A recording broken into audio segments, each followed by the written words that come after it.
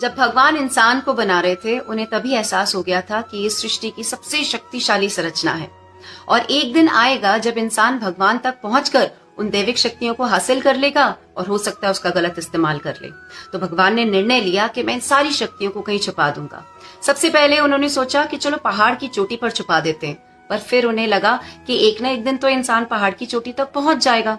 फिर उन्हें सोचा किसी गहरे समुद्र के तल में इन शक्तियों को दबा देते हैं, पर फिर उन्हें लगा कि ऐसा तो नहीं होगा कि इंसान कभी समुद्र के तल तक पहुंचेगा ही नहीं, वो वहां जाकर शक्तियों को ले लेगा। बहुत विचार विमर्श करके अंत में भगवान ने निर्णय लिया कि मैं इन सारी शक्तियों को इंसान के अंदर, उसके शब्दों में, उसकी सोच में, उसके विचारों में दबा देता हूँ। इंसान पहाड़ की चोटी तक पहुंच जाएगा, समुद्र के तल तक भी पहुंच जाएगा, लेकिन वो अपने अंदर झांक कर कभी नहीं देखेगा। और जो इंसान अपने विचारों को, अपनी वाणी को, अपने शब्दों को नियंत्रित करते हुए इनकी गहराई तक पहुंच जाएगा, वही इन असीम शक्तियों का स्वामी होगा। ऐसा नहीं है कि मैं ये बातें अपने मन से बनाकर आपको बोल रही हूँ, मैं इसका आपको प्रमाण भी दे सकती हूँ। धरती के सबसे महान कवि थे कवि कालिदास, और कालिदास जी का एक ही महाकाव्य आज तक अपूर्ण है, कुमार संभव।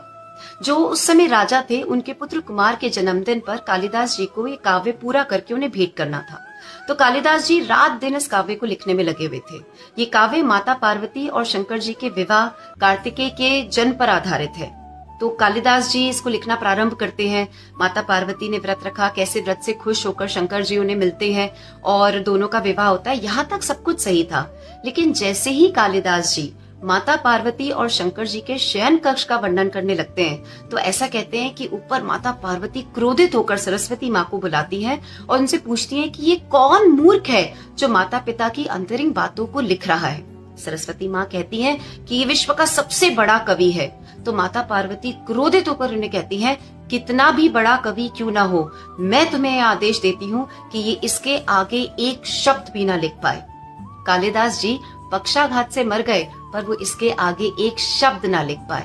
तो हमारे शब्द ब्रह्म हैं, ईश्वर हैं, और जो इन शब्दों का अपमान करता है, वो कितना भी बड़ा क्यों ना हो, उसका विनाश निश्चित है। तो अपने शब्दों की शक्ति पहचानिए और कुछ भी बोलने के पहले 100 बार सोचिए।